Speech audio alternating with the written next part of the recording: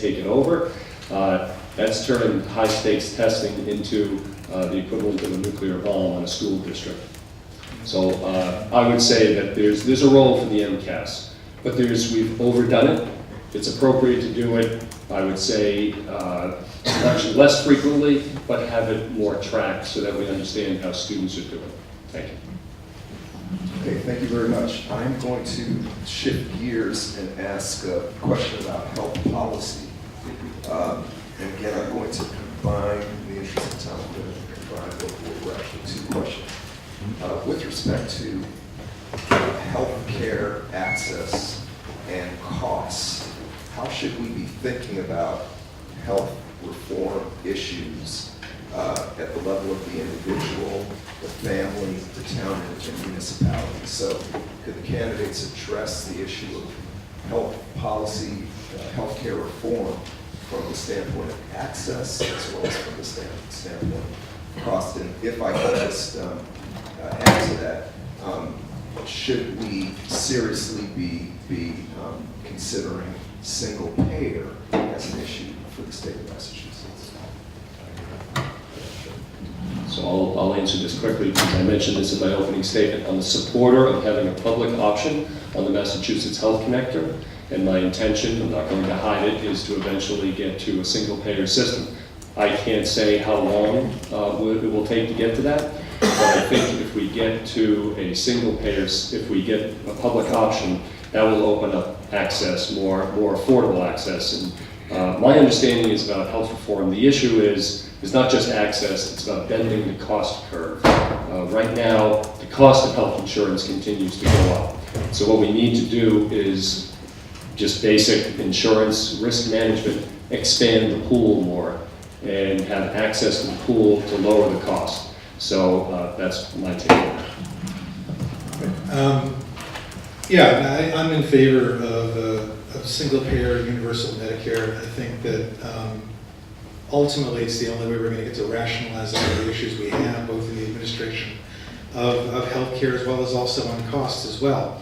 Between now and then, I think we have to do, I think everyone in the world, Democrats, have to fight like heck to make sure that what we have isn't eroded by the right wing nationally or other adjustments that are made in the state. What does that mean? That means things like trying to make sure that there are adjustments made to mass health as well as public employee GIC contributions, that the contribution level for deductibles, co-pays, and premiums aren't raised for individuals. I think in general we also need to programmatically think about how we can reduce that and monitor as we have, because we're ahead of the curve nationally in terms of having even relatively universal health care. We should be really taking a hard look at what the disparate impacts are on access and utilization based on cost, based on location of facilities, and things like that. So I'd be strongly in favor of doing that. And then frankly, beyond that, I think something we're already trying to do as a state, which is trying to make sure that we move more towards preventative medicine and testing and access to services that allow people to think about healthy lifestyles and choices. And then frankly, that's linked as well to the opioid crisis, which you might ask Alan later, and another thing that trying to make sure that we really think about how prescriptions are made as well, and how that affects whole family living.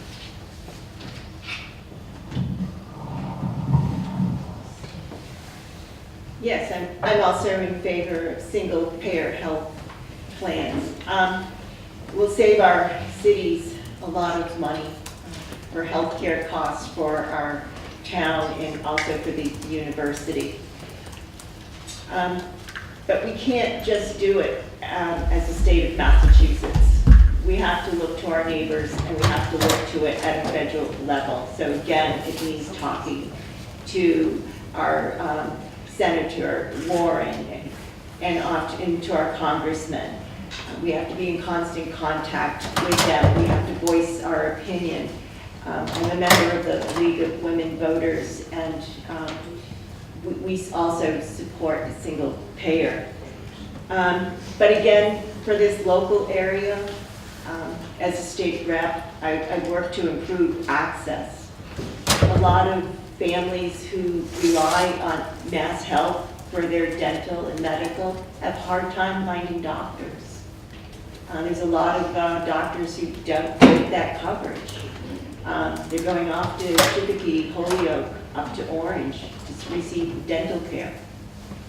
And we won't have a healthy population unless everybody has access to good healthcare providers and it's accessible. So that, as a state legislator, is where I could provide and facilitate, is getting more money for more healthcare in this area. And, Amherst is actually moving in that direction with the new healthcare facility that will be moving into the Bang Center. That will provide and close that gap for many families. So that is where, as a state rep, I would work to provide more access for everyone. Thank you. I agree that we move towards a reform system that everybody has the ability to not only have access to healthcare but can afford it. One of the key issues is people are offered a health plan that they can't afford the premiums or even the co-pays on. As Ms. McCracken just mentioned, I think critically, before we get to that place, we have to look at our community health centers and we have to look at public funding of them so that every person, every family has access to any kind of health. This includes behavioral, it includes dental, so that they can go see a doctor or a nurse or a specialist regardless of their ability to pay.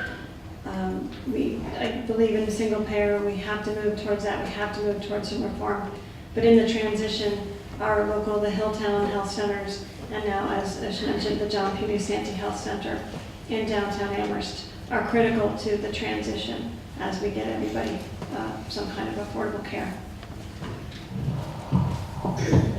I agree, we absolutely should be moving to single payer, and the community health centers are an important step in that. I also think we need to be looking holistically at all aspects of healthcare, including mental health care, which often gets shunted to the side in political discussions, even though it's a really critical issue for our state, and the opioid addiction. Addiction to heroin and now fentanyl is an even a bigger problem, and we need to be increasing treatment programs so that people are not in a position where they are committing crimes. We obviously also need to reform the criminal justice side of that so they're not being put in jail. But one important step is making sure first responders have naloxone, which is the drug that reverses overdoses from heroin and other opioids and can save people's lives if they've overdosed. And so making sure that hospitals, police officers, all people who might be in a position to be able to save someone's life have access to that. That's a critical piece of care. So this is a simple yes or no, so yes. I am in support of universal single payer healthcare. I am reminded by a member of our community, he's a senior, and he says, Vera, why doesn't the University Health Services accept Mass Health? I have Mass Health, I'm a resident of Amherst, and I can't access the doctors there and the pharmacy there. And so I think that's something that we can address and do some problem solving at the state level. And these are I think when folks think about who you're voting for, I think it's important that we vote for a candidate that listens to people's problems and is inspired and motivated to solve them. And as that's why I'm running. And I think that, reminded when I was at a college age, I worried about healthcare. I worried about aging out of my parents' health plan. So students shouldn't have to worry about that. Okay. Thank you very much. We are well along. So I think I'm going to ask one other sort of broad policy question, but I'm going to ask that you respond in a buzz-like manner. So Black Lives Matter is with the issue of racial profiling racial injustice at the center of policing and law enforcement issues. Have the candidates given thought to that in the context of Massachusetts? And could you offer quick thoughts about criminal justice reform in light of these events? Yeah. I'm really, really grateful to Black Lives Matter for teaching me a lot. That I was really excited to be aware of issues that, frankly, as a white person, I did not have to think about as much as people of color have to think about every day. And so I'm very grateful for that movement. I think that Massachusetts can be a leader in providing statewide programs for community engagement training for police officers. I was really excited when we put up a Black Lives Matter banner in Amherst. The Amherst police chief was there. And so we've got a positive direction here. I think that in terms of criminal justice reform in a broader sense, the opioid addiction is the huge elephant in the room in this. And so many people are being sent to jail for what is, it's a disease, it's an addiction, it's not a criminal action. And so we need to change that so that people are being put into treatment programs rather than jail.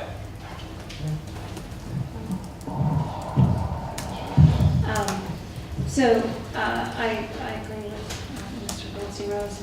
As a parent of two children that have now almost finished going through the regional high school, and in recent years, the events in our town, I now understand more that Black lives have not historically mattered, and that this is an important dialogue that they have started. And I think it's critical to all factors of our society, whether it's law enforcement, it's our teachers, it's our students, it's our youth, it's our elders, that it's an important conversation because there's been a lot of misconception when it first came out as to what it was actually in reference to, but I think it is important to understand that Black lives have not always historically mattered, and they very much do, and that this dialogue is critical. Regarding criminal justice reform, sort of hard to segue, but I do think that our prisons are overcrowded with nonviolent offenders and people that are much more harmful to themselves than they are to society. So we really need to come up with a better system. And I agree that this is a disease, this is a societal problem. I don't think that it's a problem that can be solved by putting them in jail. And that is a huge burden on our society. But we need better services, we need better rehabilitation and treatment programs, and we need to get a handle on why these people from all demographics of society are becoming addicts and losing their lives because of it.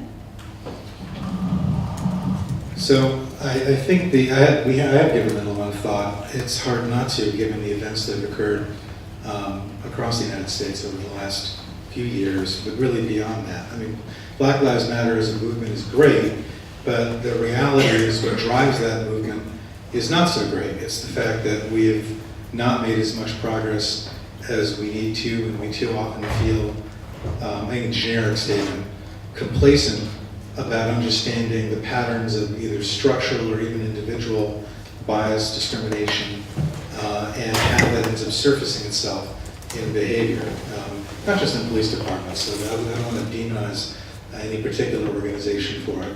But the truth of the matter is, we in Massachusetts haven't, as of late recently, had big headline issues. And there's sometimes when you talk about, for example, body cameras on police, which I support across the Commonwealth, there's some of the pushback on that is because we already have good training programs in education, and therefore it isn't a problem here in Massachusetts. To me, that's the kind of, I hate to call it this, but that's the kind of smart attitude that ends up meaning that, yeah, until it does happen, then you find out that they weren't as thoroughgoing as you needed to be in terms of education, in terms of civilian oversight and review of police actions and of education. And then frankly, I think one of the great changes of our society over the last generation or two was the broad criminalization of too many communities of color with drug laws, but not exclusively, including also, frankly, the disenfranchisement of a generation of largely black men, Latino men. And frankly, that needs to be addressed too, because it's inexcusable. And frankly, it patterns and reinforces racist segregation, discrimination, injustice, lack of access to opportunity. I'm sorry, I apologize. I can get wound up on the subject. I have to say, the first time I met Vera was when we were working very hard in the community to reestablish the Amherst branch of the NAACP. I went on to then serve leadership roles in the New England Area Conference of the NAACP. I am the only white person in my household. My children and my husband identify as being black.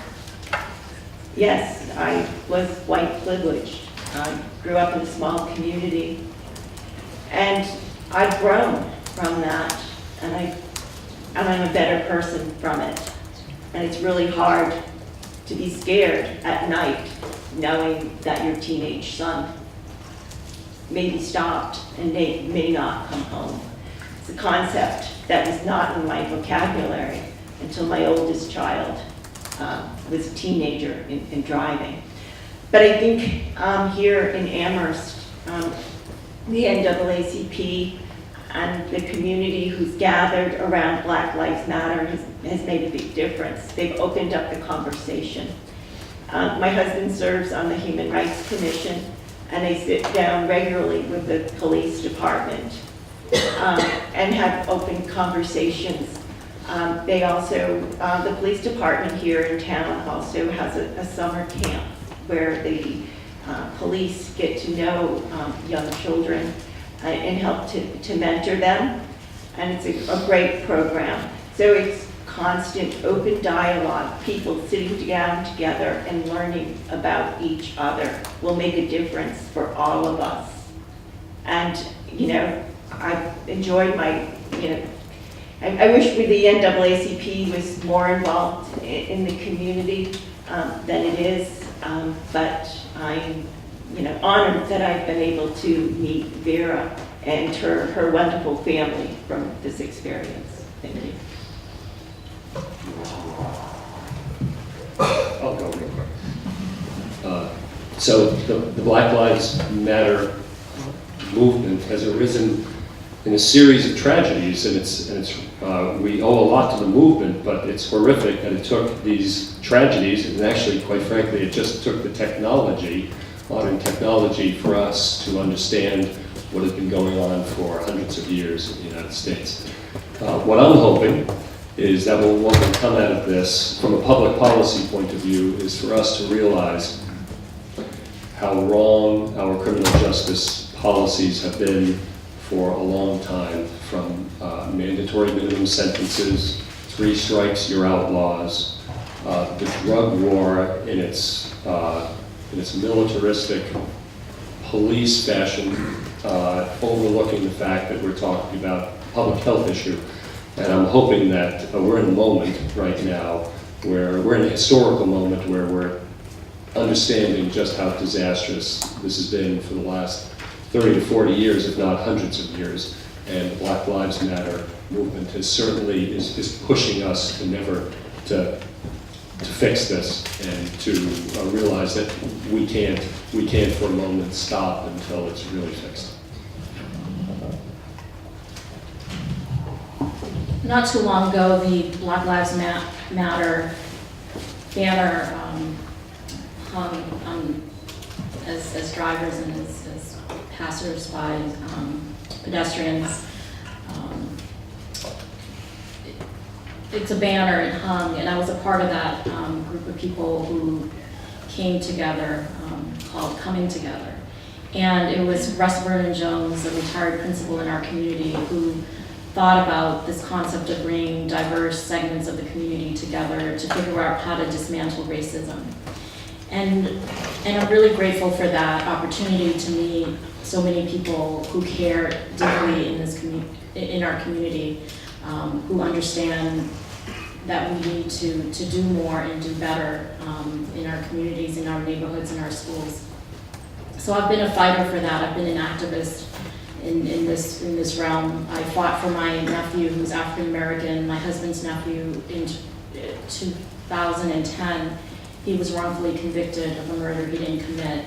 And without a law degree, we took on the criminal justice system, and we did it because we weren't divisive. We did it because we were able to unify the community. We unified Springfield with folks from Northampton, from Amherst, from student activists here out of UMass Amherst who were active with the Justice for Jason campaign.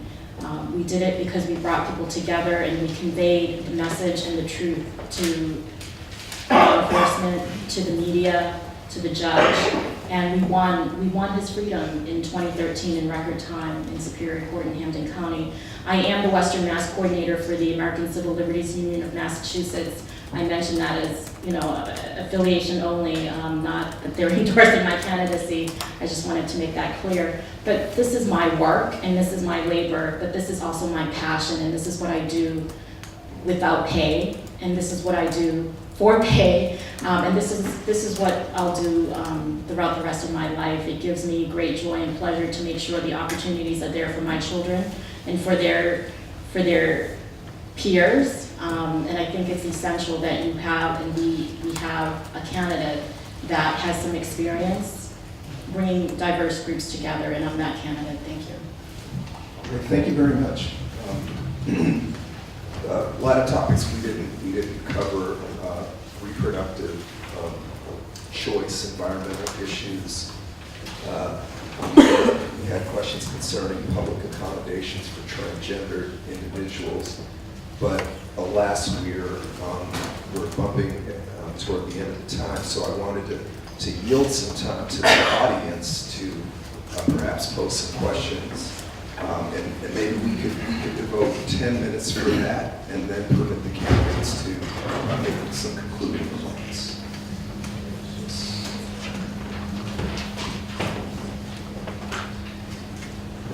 Thanks for coming tonight. Is this working? You have to kind of.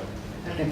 So Ellen Story has spearheaded legislation to support screening and treatment of postpartum depression, and she's really held the torch on this, and we need somebody who's going to continue to do that, because this is what she's been really crucial in doing. So I'm wondering how each of you plans on doing that, and what your how much you support that, and in what way.